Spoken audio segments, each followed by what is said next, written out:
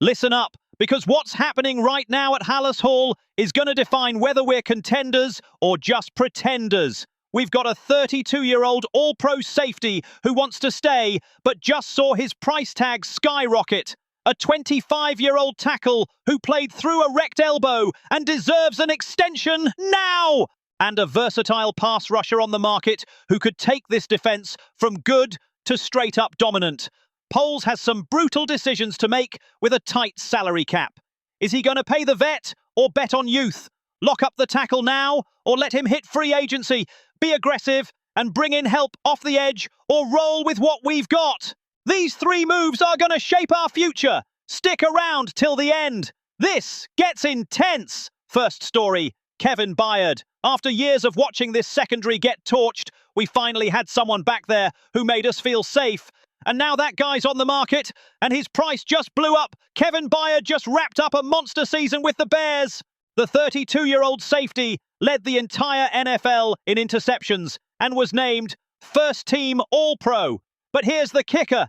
He's a free agent now, and after the year he had, his market value is through the roof. Let me tell you something. Ryan Poles knows exactly what he's got in Byard. At his Wednesday presser, Poles didn't even try to hide it. Kevin is a special player, he said. No doubt he's someone we'd love to have back. But here's where it gets tricky. The Bears have 4 safeties hitting free agency: Byard, Jaquan Brisker, Jonathan Owens, and Elijah Hicks. All of them played key roles this season. Owens and Hicks were standouts on special teams. Brisker had his best year as a pro and is in line for a big payday. So how the hell are they going to pay all of them? Simple answer. They can't. And that's where this gets real interesting. Byard's made his stance clear. He wants to stay in Chicago. My first choice is to return to the Bears, he said. I want to play at a high level. What drives me is wanting to win and be the best person, player, leader, and teammate I can be for this organization. That matters. This isn't a guy chasing a paycheck. This is a vet who found a home, connected with this city, and wants to finish his career here. But feelings don't pay the bills. Look at Chicago's cap situation. The Bears have just over $4 million in cap space for 2026. That's nothing. And with all the roster decisions coming up, bringing back a 32-year-old safety on a big deal isn't as simple as it sounds. Poles was straight about it. When you factor in the other safeties and all the other decisions across the roster, cap restrictions, all that, it's gonna be a challenge, he admitted. But that's part of the job. So here's the question. Is it worth giving a big contract to a 32-year-old safety, no matter how good he is? It's not a clear-cut answer. On one hand, Byard just had an all-pro season, led the league in picks. He's a leader in that locker room. He's exactly the kind of vet you want around a young team learning how to win. On the other hand, he's 32. Safeties don't usually get better after 30. If you give him a 3-year deal, you're paying him through age 35. That's risky, no matter how you slice it. And then there's Brisker. The former second-round pick had his best season in 2025.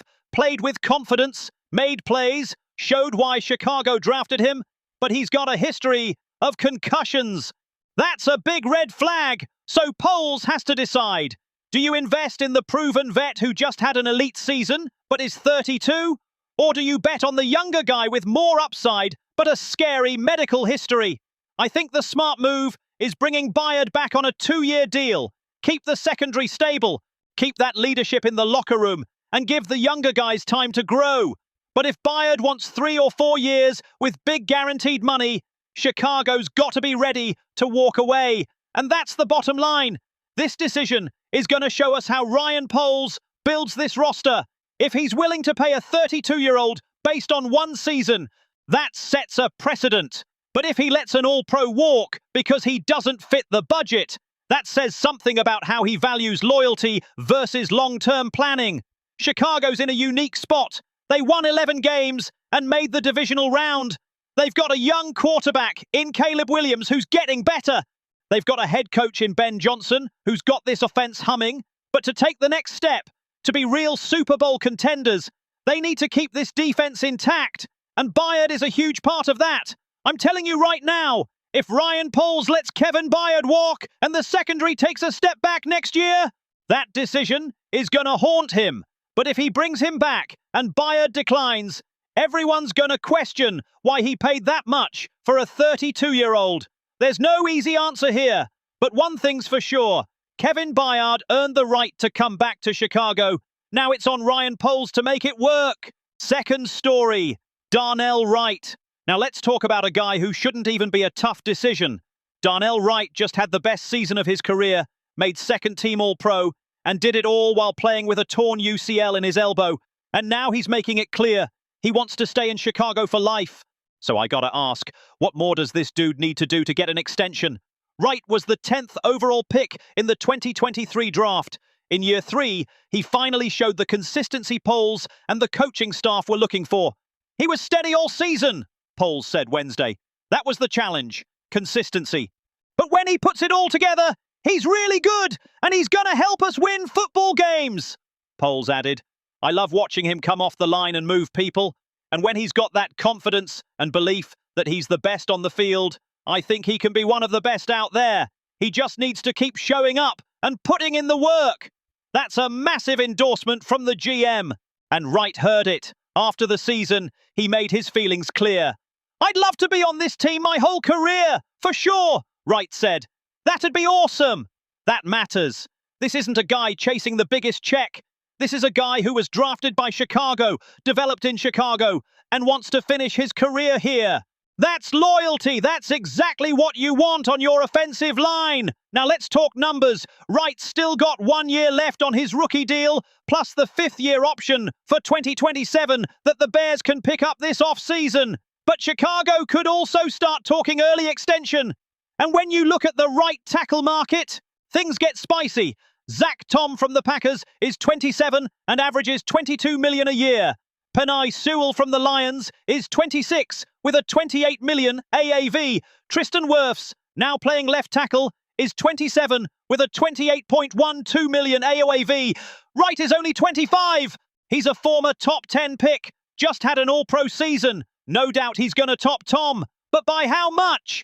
From the Bears side, they'll point to Sewell's multiple All-Pros and say Wright should come in just under that, bridging the gap between Sewell and Tom. Wright's camp will argue the cap is higher now than when Sewell signed, so his percentage of the cap is actually lower. He'll say his age, production, and draft pedigree justify setting a new bar. Here's the deal. Wright's got all the leverage. He played through a torn-up elbow and still made All-Pro. That shows toughness. That shows commitment. That shows this dude is willing to sacrifice for this team. And here's the thing. The offensive line is the foundation of everything Ben Johnson wants to do. Caleb Williams needs protection. The run game needs dominant blockers. And Wright proved this year he can be that anchor on the right side for the next decade.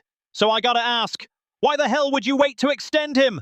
Every day that passes, his price goes up. Every new tackle contract pushes his value higher. If Poles is smart, he sits down with Wright and his agent tomorrow and starts hammering out a deal. Because here's the reality. If you let Wright hit free agency after 2027, someone's going to throw $30 million a year at him. And then you're either matching it or letting him walk. Why put yourself in that spot when you can lock him up now for a relative discount? Wright already said he wants to stay. That's half the battle. Now Poles needs to show he values that. Because if you let a 25-year-old All-Pro who wants to stay walk away, that sends a terrible message to the rest of the locker room. I think Wright deserves a deal in the 24 to 26 million per year range. That puts him above Tom, but below Sewell and Wirfs. Fair for both sides. Wright gets financial security and recognition for his play. Chicago gets an elite tackle in his prime for the next 5 or 6 years. And here's the bonus. Locking up Wright now creates stability on the line. That lets Ben Johnson plan long-term. That lets Caleb Williams build chemistry with his protectors. That lets this team build a physical identity that lasts. Look at what Detroit did with Sewell. They extended him early and now have one of the best O-lines in the league. That's the blueprint. That's how you do it. Chicago's got the chance to do the same with Wright. Don't blow it. Don't let this turn into a drawn-out negotiation that becomes a distraction. Sit down, find a fair number, and get it done. Because I'm telling you, if Ryan Poles lets Darnell Wright hit free agency, That's going to be one of the worst decisions of his tenure. This kid is special. He's young. He's durable. He's a leader. And he wants to stay. Pay him. Now, third story, John Franklin Myers. Now let's talk about the piece that could take this defense from good to elite. The Bears were ranked 25th in pass rush by Pro Football Focus this season. Montez Sweat led the team with 10 sacks, but his pass rush grade was only 39th among defensive linemen. That's not good enough. Not if you want to win a Super Bowl. Enter John Franklin Myers. The 29-year-old defensive end is hitting free agency after a solid season with the Denver Broncos. And Bleacher Report just named the Bears a potential suitor to sign him. Christopher Knox from Byard ranked Franklin Myers 5th on his 2026 free agency big board.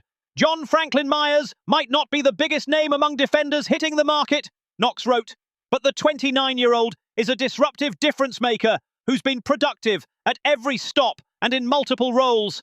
And here are the numbers. Over the last 2 seasons, Franklin Myers has racked up 14.5 sacks, 44 quarterback pressures, and 14 tackles for loss. That's serious production, especially considering he played alongside sack artists like Nick Bonito, Zach Allen, and Jonathan Cooper. So I gotta ask, what could Franklin Myers do lining up next to Montez Sweat in Chicago? Simple answer, wreak havoc. Because here's the thing about Franklin Myers. He's versatile. He can play edge. He can slide inside. He can move all over the line and create matchup nightmares for opposing offenses. And that's exactly what Dennis Allen wants. The Bears' defensive coordinator loves having versatile pieces he can move around in different packages. Franklin Myers gives him that flexibility. Knox projects Franklin Myers to land a 3-year deal worth up to $44 million. That's about $14.6 million per year. So here's the question. Can the Bears afford that? Right now, Chicago's got just over $4 million in cap space for 2026. But polls already said they're going to make moves to free up room. That could mean restructuring deals, cutting players, or converting salaries. If Ryan Poles is serious about taking this team to the next level, he's got to find a way to bring in an impact pass rusher. Because look at what happened in the playoffs. The Bears lost to the Rams in the divisional round, partly because they couldn't get enough pressure on Matthew Stafford. Stafford had time. He found his receivers. That was the difference. If Chicago had one more pass rusher who could collapse the pocket, maybe that game ends differently. Franklin Myers is that kind of player. He's not a Pro Bowler. He's not an All-Pro. But he's a solid, reliable, productive guy who can give you 8 to 10 sacks a year while also holding up against the run. And here's the bonus. He's 29, not some washed-up vet still in his prime. A 3-year deal takes him through age 32, which is totally reasonable for a D lineman. So I gotta ask, why not make this move? Why not bring in Franklin Myers and give this defense the depth it needs up front? Because here's the truth. Montez Sweat can't do it alone. He needs help.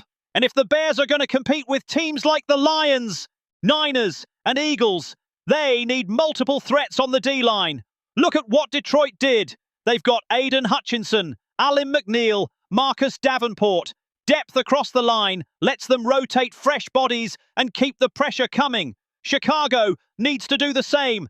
And Franklin Myers would be a great first step. Now, I know some of y'all are thinking, what about the draft? Can't we get a pass rusher there? Sure, maybe. But here's the issue. The Bears have the 12th pick in the 2026 draft. The top edge rushers might be gone by then. And even if they land one, he's a rookie. It's gonna take time. Franklin Myers is a proven vet who can contribute right away. That's the difference. I'm telling you, if Ryan Poles is serious about building a Super Bowl contender, he's got to be aggressive in free agency. He's got to be willing to spend in the right spots, and pass rusher is definitely one of those spots. Look around the league. Teams that win Super Bowls have dominant pass rush. The Chiefs have Chris Jones. The Eagles have Haason Reddick. The Niners have Nick Bosa. The Rams won with Aaron Donald. Chicago needs to find their own disruptor. And while Franklin Myers might not be on that level, he's a big upgrade over what we've got now. And here's the thing. $14.6 million a year isn't a bank-breaking deal. It's not going to cripple you if it doesn't work out. It's a calculated risk on a productive player who fills a clear need. So I think the Bears should go after Franklin Myers hard. Sit down with him. Show him the vision. Bay. Show him what Ben Johnson is building on offense. Show him what Dennis Allen is building on defense. Show him that Chicago is 1 or 2 pieces away from being a real contender. Because here's the reality. The Bears are in a win-now window. Caleb Williams is on his rookie deal. Cap space is coming in the next few years.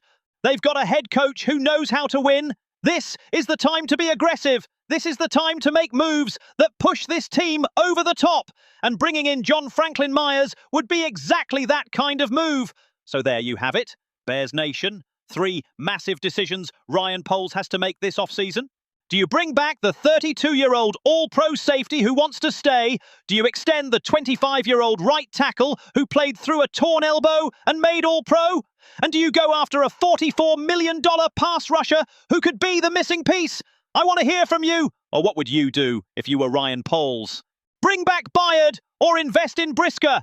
Give Wright his extension now or wait. Spend the money on Franklin Myers or roll the dice in the draft. Drop your thoughts in the comments. I want to hear how you would build this roster. And if you're as hyped as I am about this team's future, if you believe Chicago finally has the right pieces in place, then do me a favor right now. Smash that subscribe button. Join the family. Because we're not just a YouTube channel. We're a community.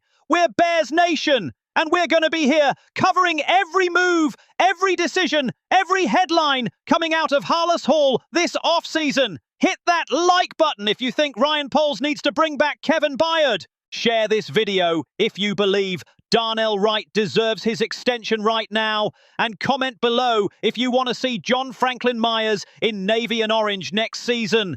Because I'm telling you, this offseason is going to define the future of this franchise.